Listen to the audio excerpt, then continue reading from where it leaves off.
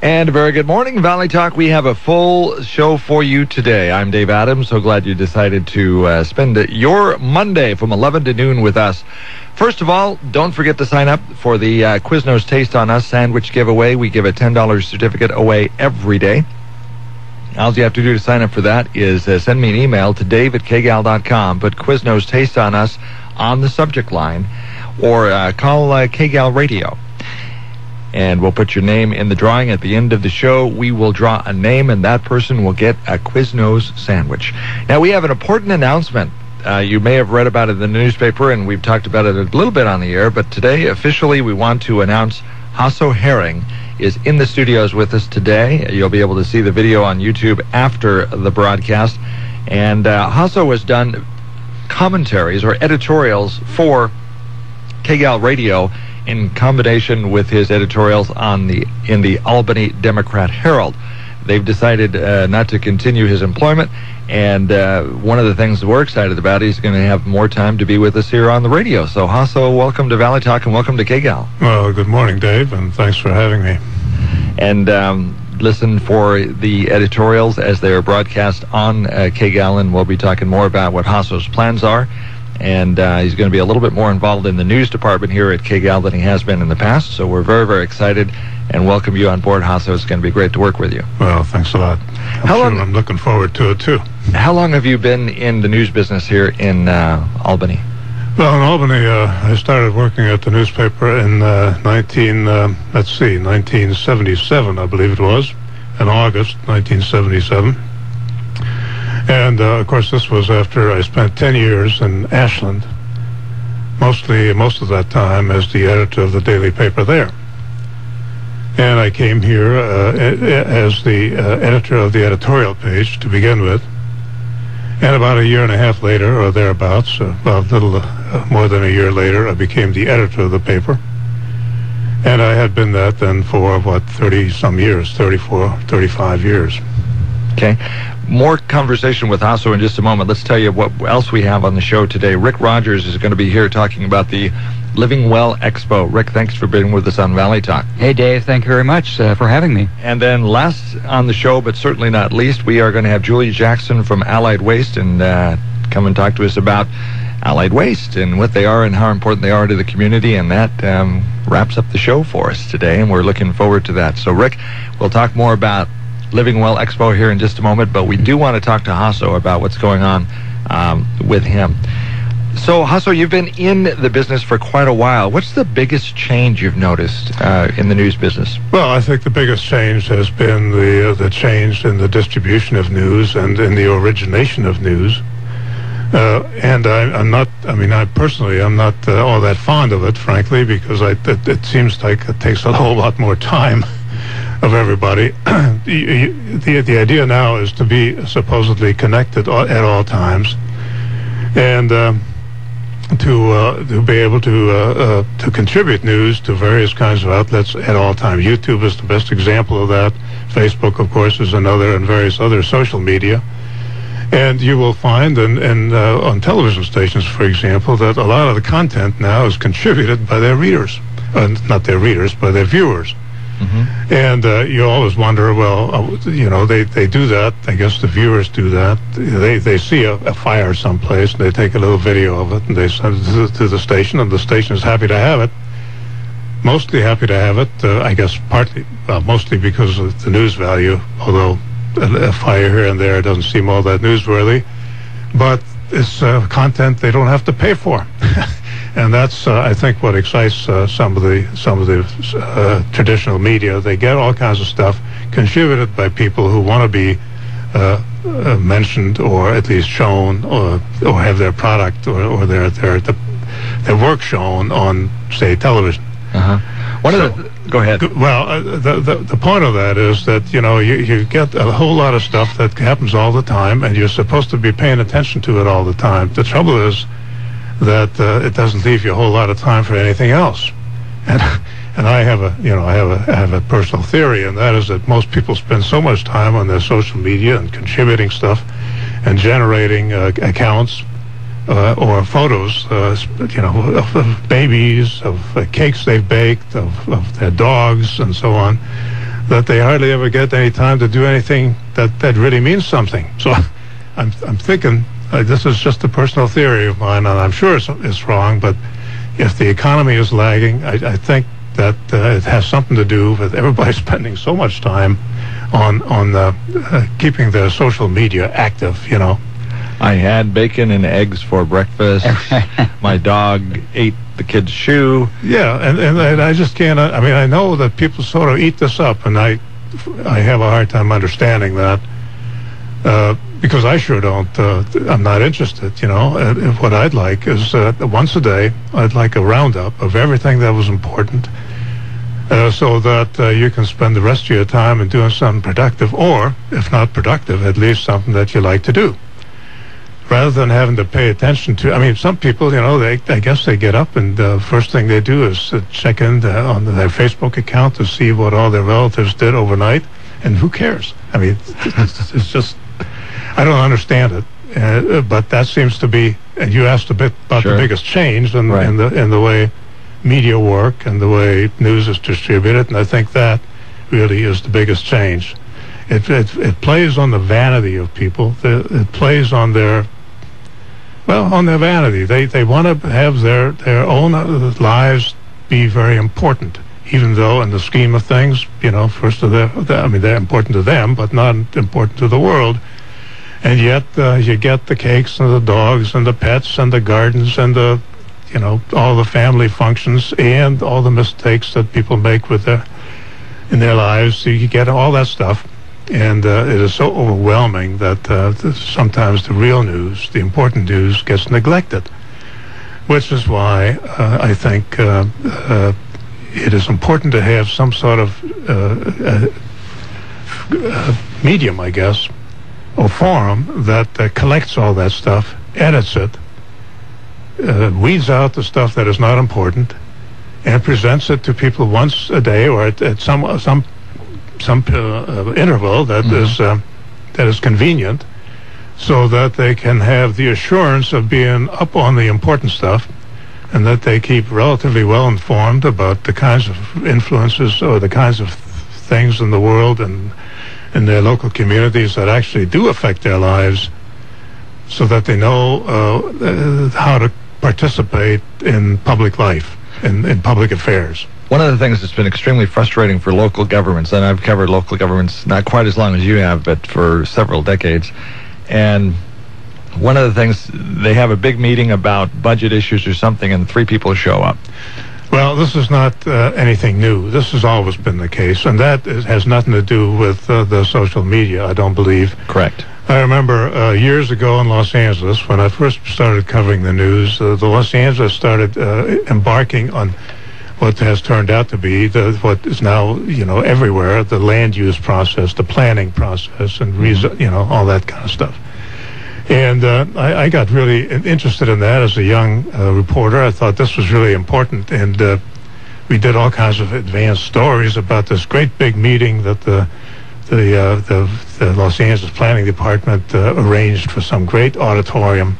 Yeah. And the day came, and you're right, there were 3 or 4 people sitting there, and I thought, what is this all about? But the point here is that people do not want to pay attention to, or do not necessarily want to participate, to do all the hard work that is involved in local government. After all, that is what they hire people for. That is why they elect people. They figure, okay, that's the stuff that they are supposed to take care of.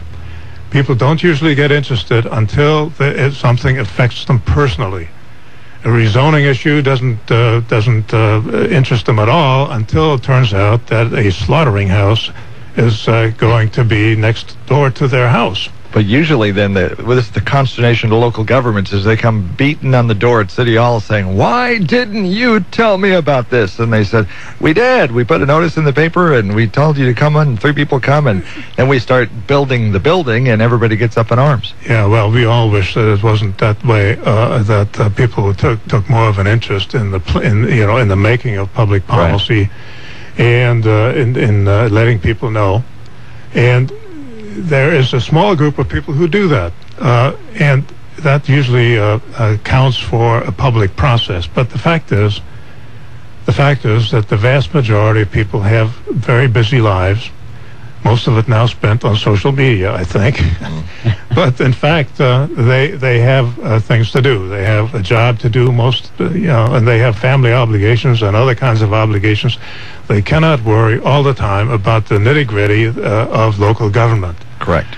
But they do want. They are interested, I should say. They become interested as soon as something affects them personally, and as soon as something can be seen. You read about something and it seems like kind of a dry stuff, and you go on to something else, and then suddenly they start tearing up the road in front of your house, and you wonder, what the heck? Yeah. How come they didn't tell me about that? Well, they tried, obviously, but you didn't really pay a whole lot of attention. But that is just human nature, and you can't help that. People do pay attention to some of the big things, and offhand I can't think of a really good example, but in the city of Albany, for example, right. For 10 years or so, there had been a process that had to do with urban renewal of the downtown area. Mm-hmm. The paper reported on this thing extensively. I did it myself most of the time. And we had all kinds of stories about the money that was being spent, how the thing was being financed, how the money was coming off the taxes that normally would go to other taxing districts. And we ran lists of the recipients of the money, and we ran stories about who was applying for money and all that. And at the meetings, there was usually nobody there except the applicants who were looking for the money. And the newspaper reporter. And the newspaper reporter. And all the people who are putting on all the hard work and actually administering the program, the people who are paid to do that. And none of that created a whole lot of interest at all. Well, I shouldn't say a whole lot. They created almost no interest until a few months ago. The program took another step, which was to try to do a whole bunch of things at once, including some really big things that didn't seem to, at the time, to make a whole lot of sense, such as, for example, trying to buy the Eagles Lodge in downtown Albany without having given anybody a whole lot of notice about that ahead of time. So that, created some stir. And there were some other controversial things, like, for example, trying to spend up to $500,000 on redoing a block of one street downtown. The promenade. The promenade, right, or the promenade, as they used to say. Potato. So that spark of controversy started kind of an avalanche. Little snowball turned into an avalanche of protest, and now we have, a couple of pending initiative measures, city initiatives, that have gathered enough signatures to force an election. The election is likely to be in March, and the contention was that, well, we should have had an election about this thing to begin with.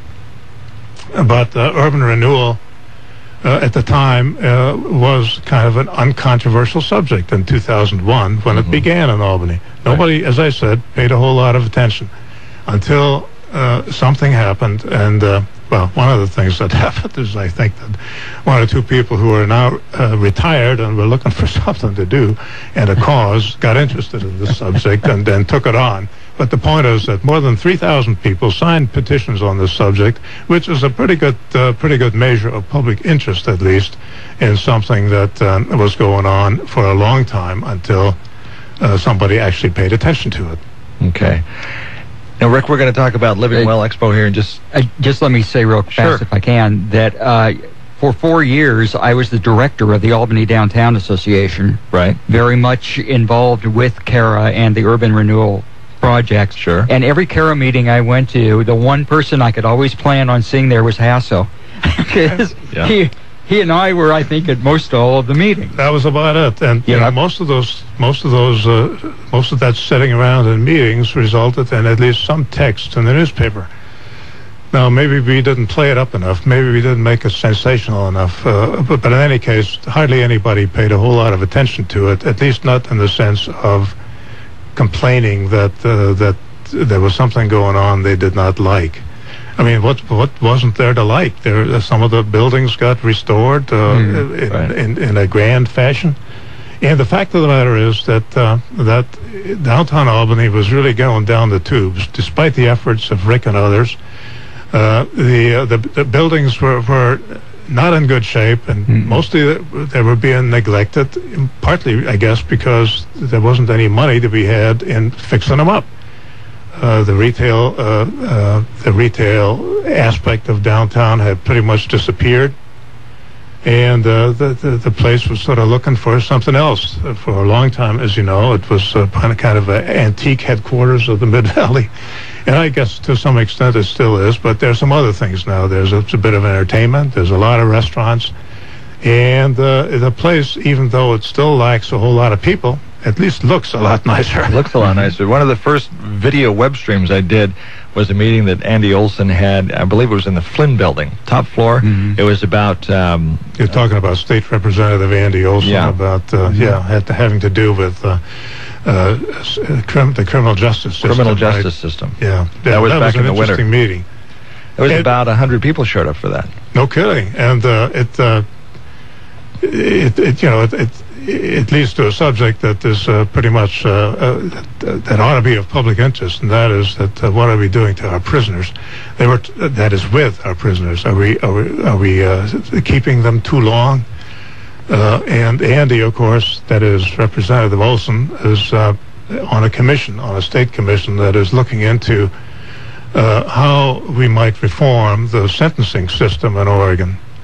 The system now suffers from all kinds of shortcomings. The main one is that judges don't have a lot of discretion. If a certain crime has been committed, somebody's been convicted of it in a certain way, then that is going to be the sentence. I mean, there's a certain sentence, and you can't do much about it, no matter what the circumstances are that led up to it. And that has, I believe, that has helped fill up our prisons to the point where we got just a whole lot of people in prison that may not have to be there for as long as they're going to be there.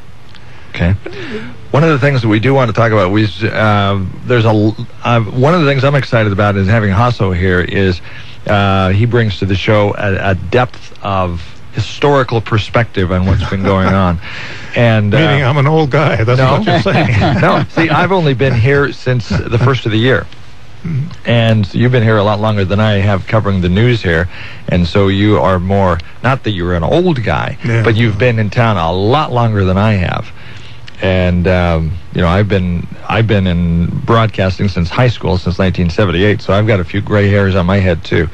But not here in Albany, so I'm really glad that you're on the staff here. I've been interested in Oregon and Oregon politics and Oregon public affairs in general for a long, long time, and mostly because of the obligation to write editorials about it all the time. So the idea, at least in theory, was that you ought to know something, a little bit about what you're writing about. Now, you don't want to know so much that you can't write anything because you're so filled up with information. But I mean, I hope people realize that I'm being a little facetious about this. Sure. The idea was to have enough background to be able to write something without having to research every subject from scratch every day, because that would have just taken way too long. Right. So we're very interested as we continue to talk with Hasso. We're going to take a break right now and come back and talk to Rick about the Living Well Expo that's coming up this Saturday at Heritage Mall. I understand it is the biggest show they've ever put on? Huge. It's going to be huge. That's right. Did I understand that right? We have, I'm not exactly sure of the booth count right now, but we're getting up there. We're over 80, probably over 90 now. Okay. And it's going to be a big day, Saturday out at Heritage Mall here in Albany. Free. Everybody can come. It's going to be a good time. Will be had by all. Okay. More on Valley Talk here in just a moment. Coming this weekend, it's the second annual Samaritan Health Services Living Well Expo at Heritage Mall in Albany, presented by Bi-Mart and a Turning Leaf Home Medical. There are over 80 booths promoting healthy, fun, and fulfilling lifestyles. Bring the family. It's free. Enjoy the exhibits, special sales, and Bi-Mart micro-reality racing track, and continuous entertainment on the Monarch Medical Weight Loss main stage. See performances by local magicians, the Lebanon High School Dance Team, the Square Dance Alliance, Albany Civic Theater, Cascade Performing Arts, and more. Explore new new hobbies and visit health screenings ranging from blood pressure tests to breast and cervical cancer detection. Learn about nutrition, including the Oregon Healthy Kids program. Ever wondered how much that rare book, those old Victorian pieces or other old items might be worth? Local advanced collectors will be on hand to give you an evaluation of your items starting at noon. Don't miss the second annual Samaritan Health Services Living Well Expo presented by Bi-Mart and a Turning Leaf Home Medical, coming this weekend at Heritage Mall in Albany. Small business owners like me can be seen online. Now I know what it takes to turn my business around. It was definitely worth taking time out of my busy day. Are you ready to make your local business succeed? Attend a free online marketing seminar with Yellow Book 360. Go to ybseminars.com. You get the do's and don'ts of pay-per-click advertising. Now it's time to sit back and let the leads roll in. Register today at ybseminars.com. That's ybseminars.com.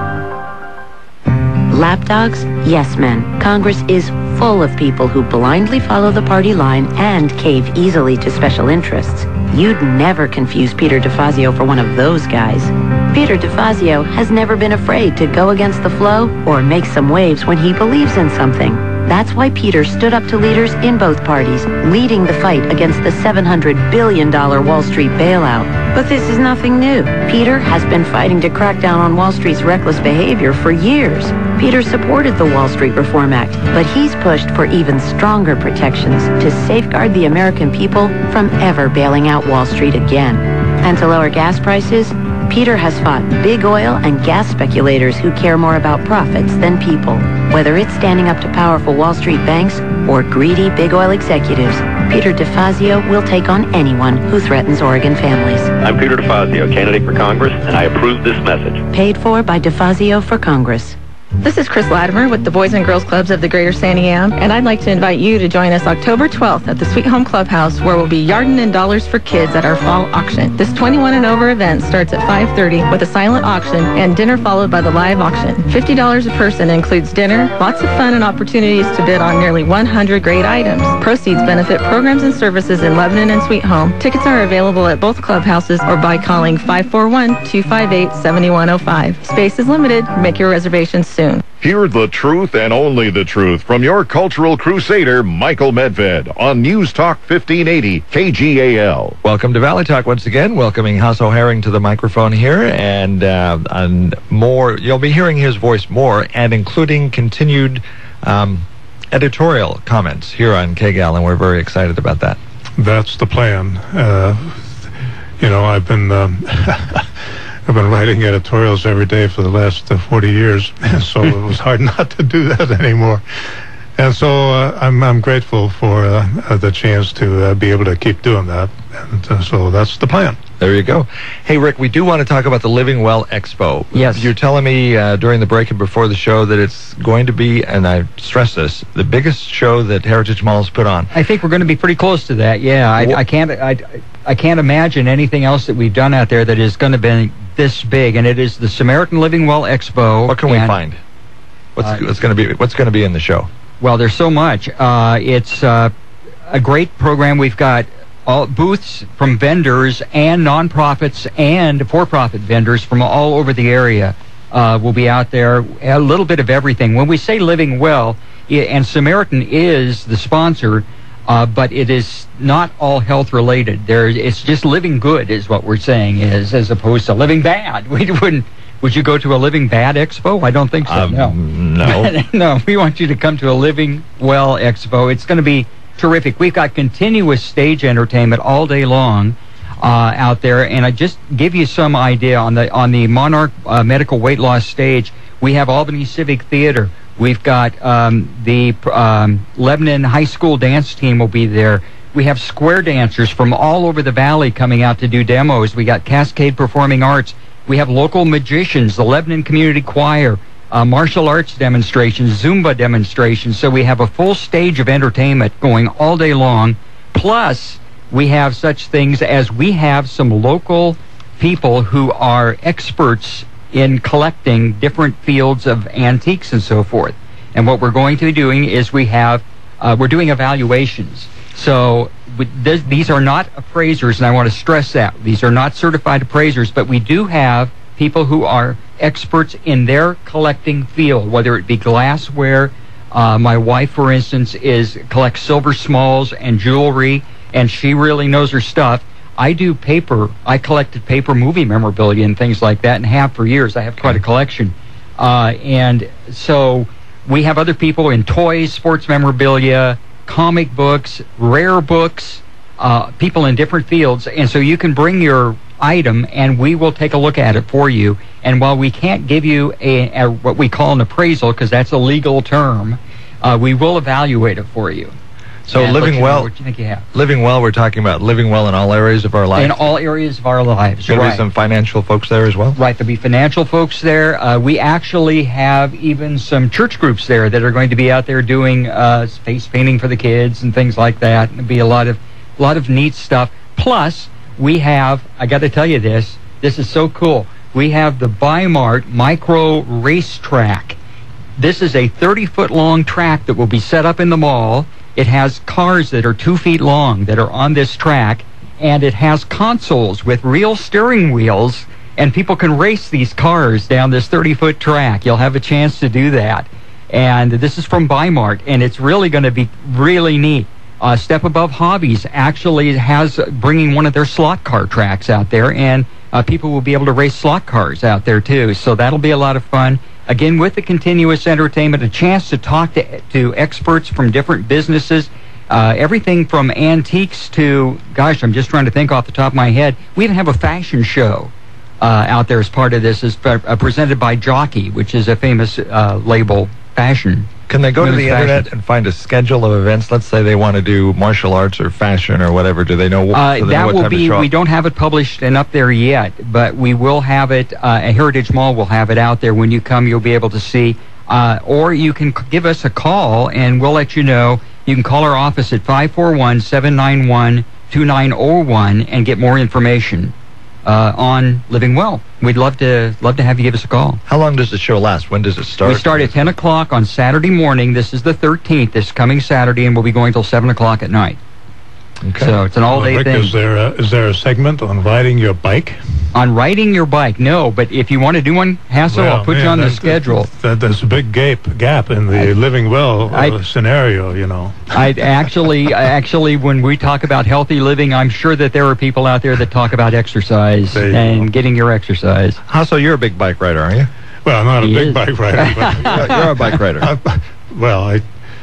I ride a bike mostly for fun. Entirely for fun. Mm-hmm. Every once in a while, years ago, I used to ride it to work from time to time, just to be to show that it could be done.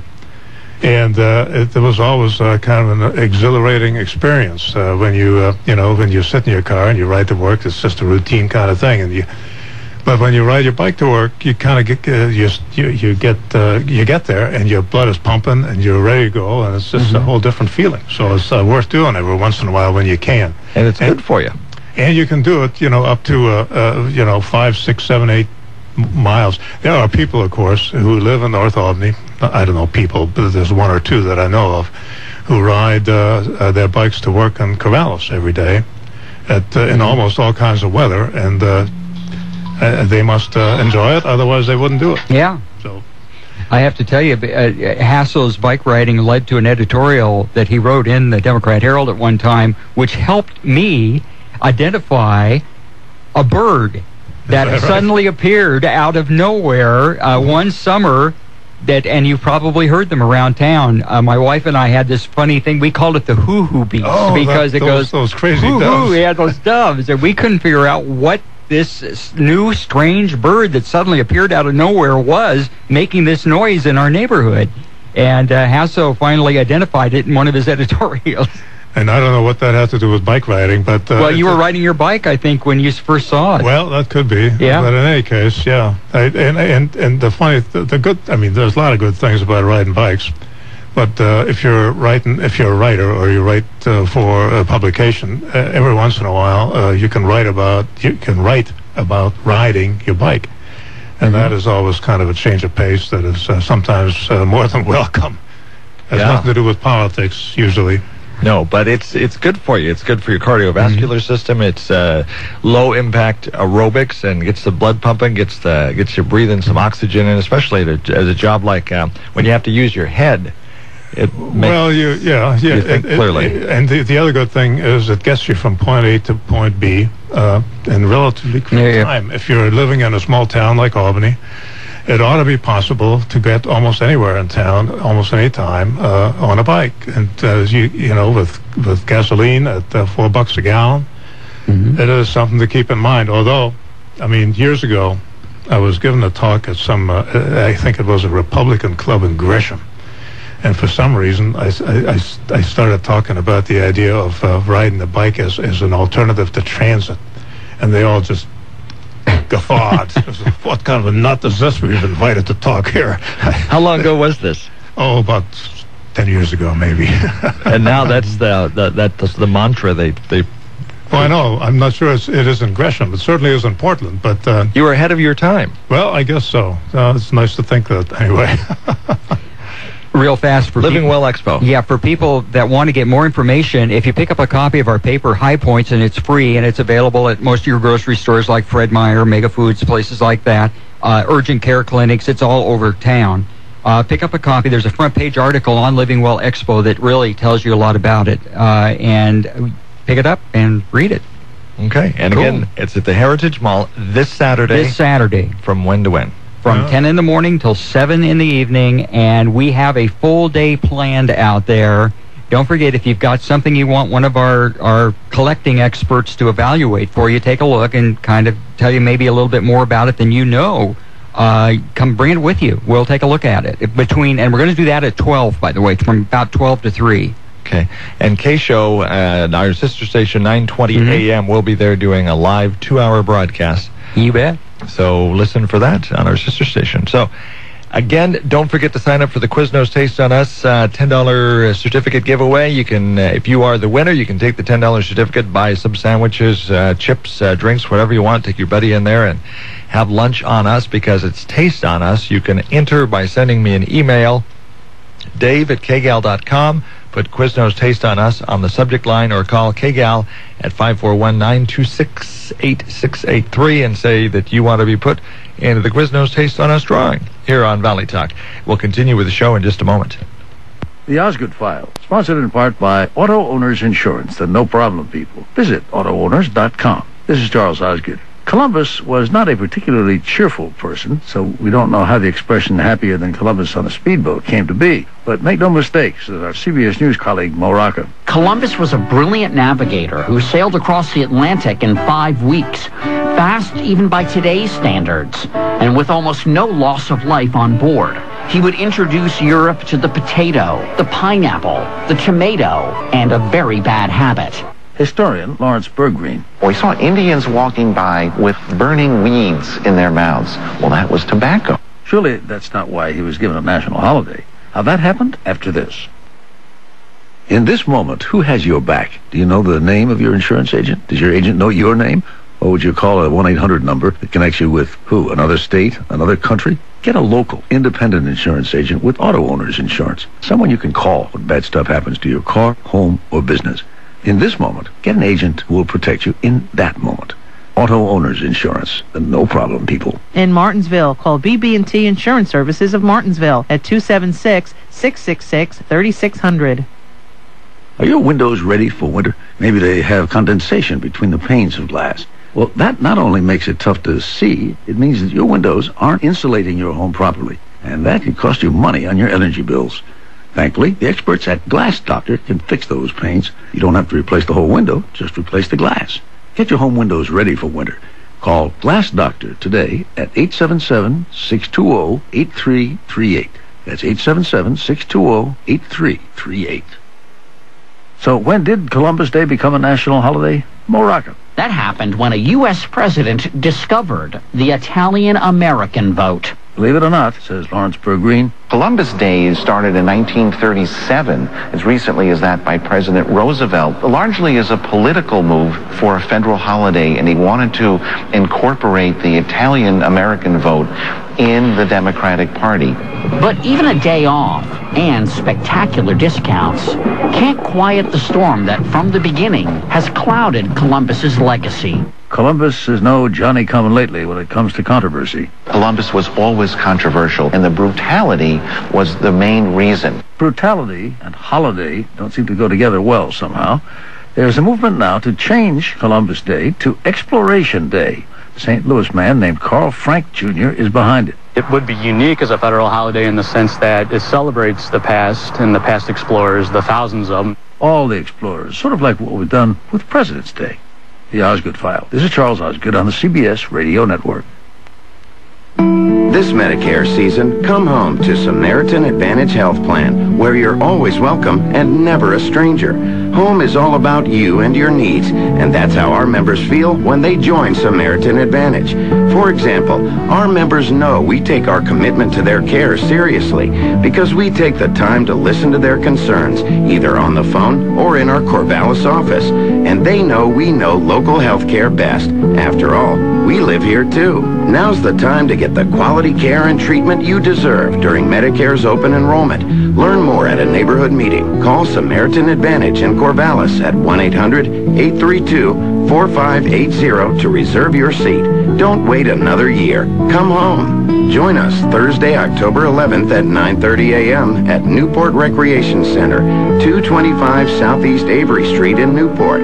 Call 1-800-832-4580 to learn more.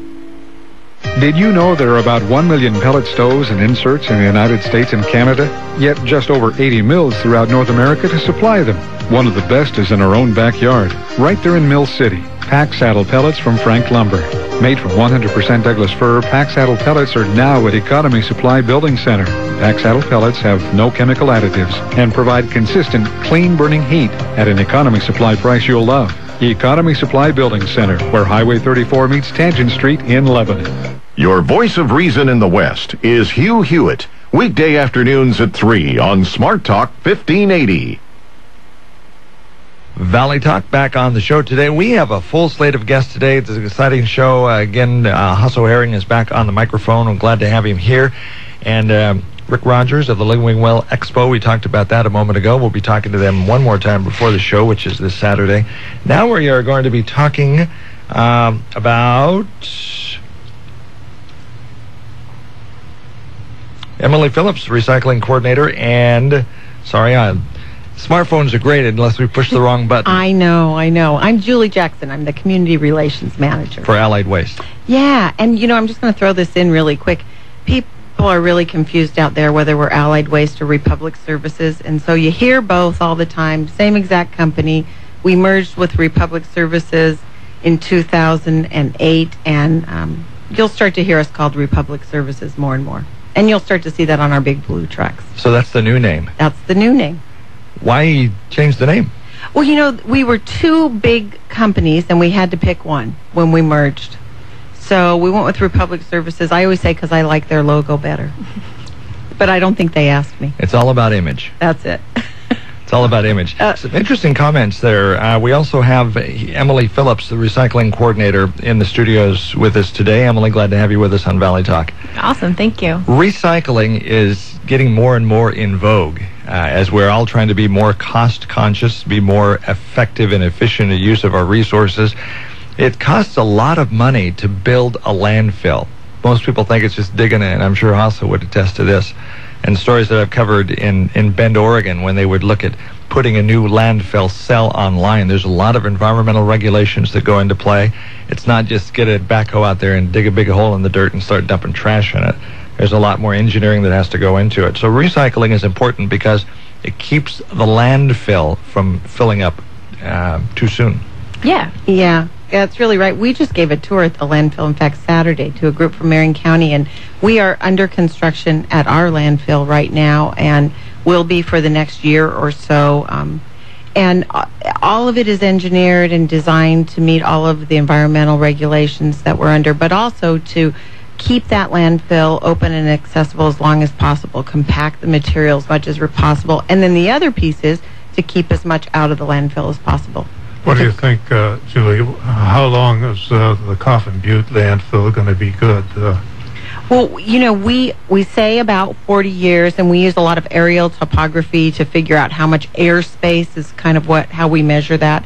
So we say 40 years, but the really interesting and I think good thing about that is that we've been saying 40 years for a really long time, for maybe 20 years, and that has to do with the increase in the amount of material we're not putting into the landfill, and also with we've gotten really good at compacting material. We want to get rid of all the air and all the liquid in the landfill so that we can have more cubics per, pounds per cubic inch of material compacted. You know, part of the landfill now is that it generates methane gas, doesn't it?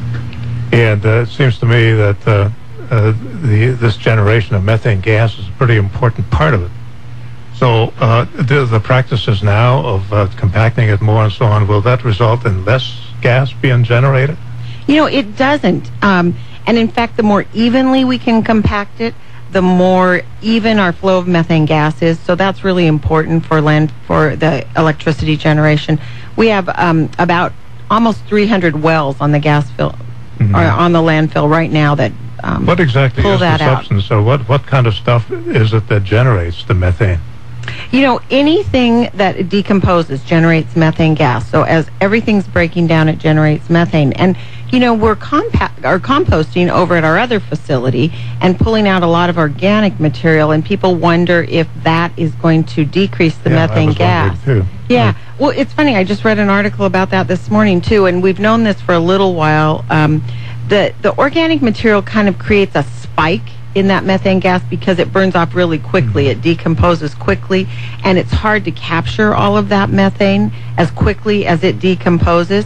So pulling that out doesn't really change. Some of that is the gas that's lost. That is, if you've ever seen our big flare out there at the landfill, is burned off in the flare. And so pulling that out doesn't really seem to make a really big difference with the amount of methane generated.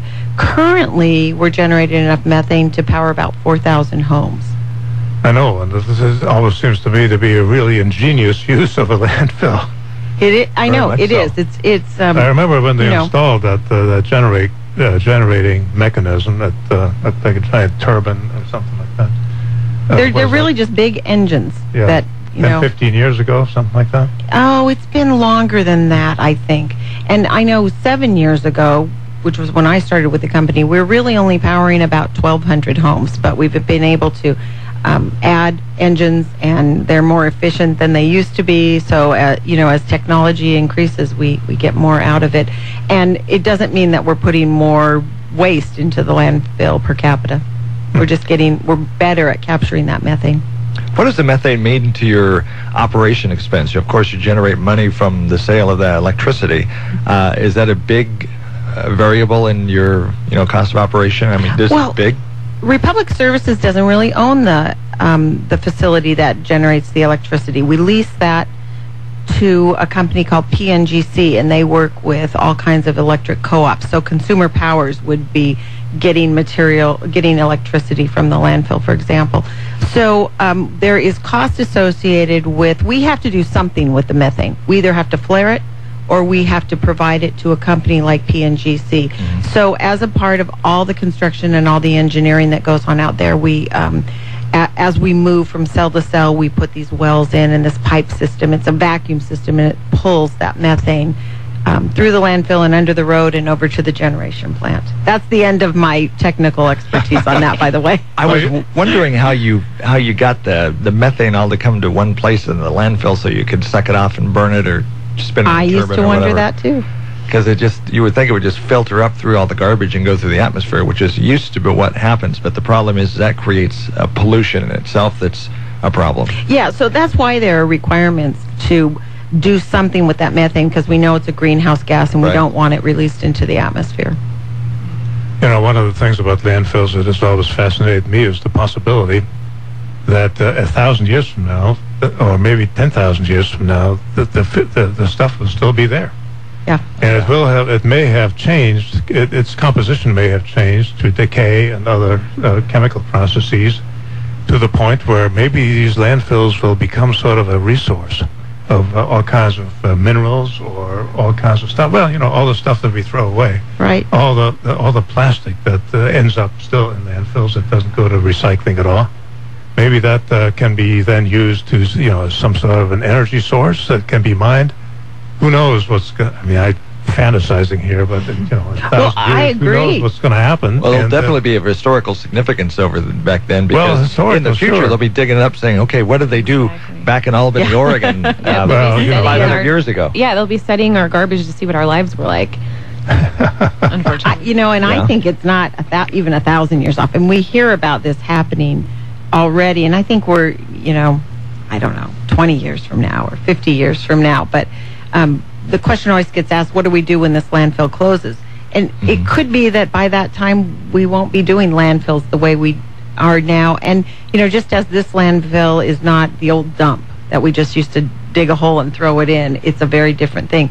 The one thing I will say is, some materials break down much faster than others, and I'll put my little plug in. Styrofoam is sort of the nemesis of the landfill and of our society, because it's such a hard material to recycle. It's possible to recycle, but it's difficult, it's expensive, it's not something people can make money on. And a styrofoam cup in a million years, we think will be a styrofoam cup in the landfill. Garbage. Speaking of that, or something like that, something I was always wondering about. You may have explained this to me once before, but in the recycling business, you're supposed to separate the plastic soda bottles from the cap. Yes. The cap is not supposed to go in there. And why is that, Julie? Do you know?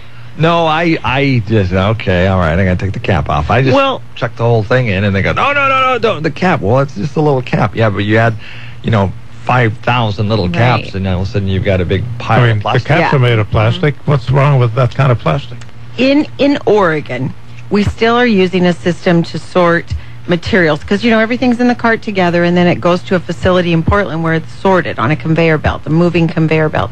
And in really big cities where there's a lot of population density, so a lot of material, they have things like laser optics that can actually read the composition of a particular plastic, the chemical composition, and little puffs of air will blow it a certain direction, and it can be sorted that way. But in Oregon, our plastics are sorted by hand. And those little bottle caps are just simply too small to be sorted, for one thing. That conveyor belt moves about 120 feet per minute. So the plastics that are available to recycle through that system are plastics that can be sorted visually, that those folks can just pick up and know what it is. Bottle caps are made out of all different kinds of plastics, and they are always a different plastic than the bottle. If they were the same plastic as the bottle, they'd be fine to leave on, but you can't mix different types of plastic, and there are many chemical compositions of plastic. Okay. And that's the hard thing about plastic. We need to take a break right here on Valley Talk. We'll be right back. When you look out across Willamette Valley, you'll see plenty of banking choices. But we're here to give you an option that's pretty unique, like no other, in fact. Hi, I'm Dave Wood, President and CEO of Willamette Community Bank. We provide an alternative to large national and regional banks by offering customized financial services and local decision-making to benefit local people, local families, and local businesses. How many banks can say that? Willamette Community Bank, service like no other, we promise. Member FDIC. Having a confident smile can change everything. Just think if you never again needed tight lips to hide behind. Instead, think how you could feel during the liberating joy of a beaming, wide-open grin. It really can happen.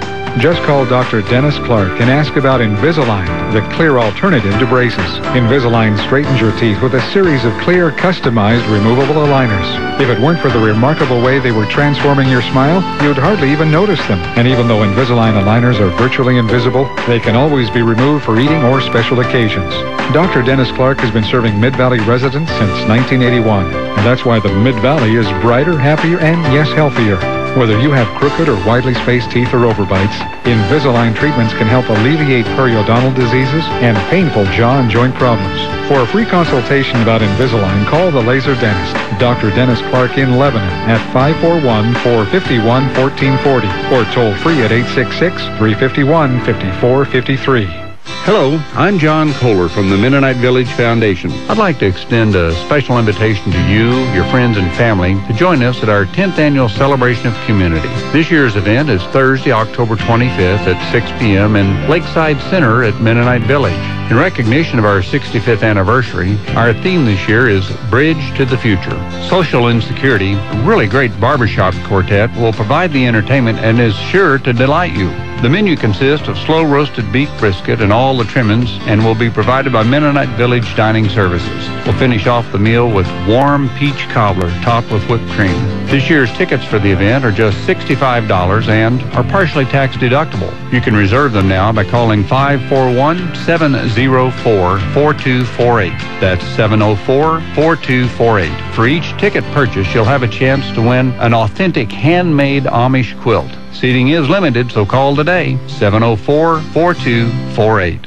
Round up your table partners and stake your table claim for a fundraising good time. Teen Challenge Pacific Northwest invites you to Western Shindig at the TC Corral on Saturday, October 20th, with social hour and dessert silent auction beginning at 5:30, Western barbecue at 6:30, and storytelling by TC Ranch Hands at 7:30. Western attire is encouraged. $35 per seat or $250 for a table of 8 will get you in. Right on out to 31700 Fayetteville Drive in Shed, or call 541-491-1002 for information. The news you need, smart talk, and just enough sports. That's what you'll get from News Talk 1580, KGAL. Valley Talk, I'm Dave Adams here with Hasso Herring. Again, glad to have him back on the microphone. We're talking to Julia Jackson of Allied Waste, soon to be Republic Services, and Emily Phillips here, Recycling Coordinator. Emily, I understand we call you Allied Waste now, correct? Sure.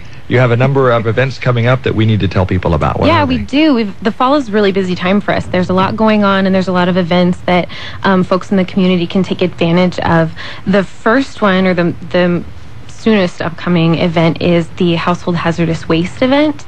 That'll be at the Albany Allied Waste office October 19th and 20th from 9 a.m. to 2 p.m. You can bring things like paint and pesticides and insecticides and anything that you can't normally put in your commingle cart, or anything that you wouldn't want going down the drain or, ending up in rivers or anything like that. Is there a charge for that? There's no charge for that for residential customers. The next thing is November 15th. It's America Recycles Day, and we're going to be hosting an event both at the Albany Recycle Depot and the Corvallis Recycle Depot at the Allied Waste offices, where you can recycle your political signs. So by November 15th, all of the main elections will be over. Thank God. You can bring down your corrugated plastic signs, and we'll have master recyclers there helping remove the stakes and the staples or nails or anything that's included, and make sure that those are recycled. Beyond that, November 26th, we're going to start recycling Christmas tree lights. Again, at the at the office. You'd have to bring those lights into the office. We'll collect those and make sure those are recycled. And leaf collection. The leaves are starting to fall, and what do you do with them? Besides using them as mulch or putting them in your yard. You blow them over to the neighbor's yard. No, don't do that. Oh, I didn't say We that. want to be good neighbors, so we're Also helping said that. by doing that leaf collection. So just watch the local paper, and there are a couple different schedules based on where you live. So just watch the paper for your collection schedule, and we'll help pick them up. Okay, real quickly, contact information for Allied Waste, soon to be Republic Services. How do we get in touch with you? You can call us locally, it's 541-928-2551. And our website is sanitation.com. So out of everybody in the nation, we ended up with that one. We're pretty proud of that. Yeah. We had a forward-thinking GM at the time. Good for him. Hasso, we've got about 30 seconds. Glad to have you back. Parting thoughts. Well, I'm glad to be back, as you can probably tell by me talking too much. No. It's great. I really enjoy your historical perspective, because you've been here, and this is a beautiful area to live. I'm looking forward to the fall here. Thank you for Emily Phillips and Julia Jackson of Allied Waste. Again, soon to be Republic Services. Thank you for being with us on Valley Talk. Don't forget to sign up at KGAL.com, davidkgal.com. Quiznos, taste on us. Locally owned and operated, this is the very independent News Talk 1580 KGAL, Lebanon, Albany, Corvallis. CBS News, I'm Harley Carnes.